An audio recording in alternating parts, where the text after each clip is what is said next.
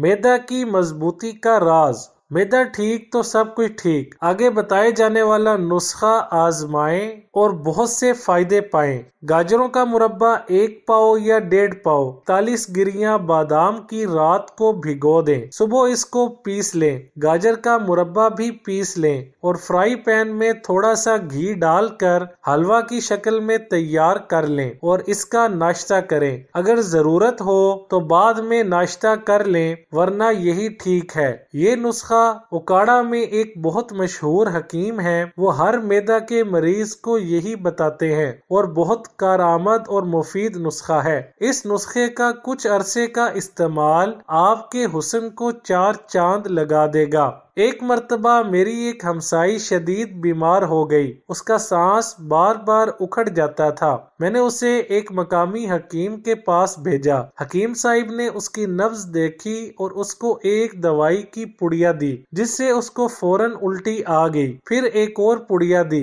इससे उसकी उल्टी रुक गई। फिर उसको बताया कि तुम्हारे मैदा के मुंह पर वर्म है, जो डॉक्टरों को पता नहीं चल रहा। फिर उसको कुछ दवाइयाँ दी और साथ कहा, गाजर और बादाम वाला नुस्खा नाश्ते में इस्तेमाल करो। इसके बाद उसके 3 बच्चे हुए। अब वो बिल्कुल ठीक है।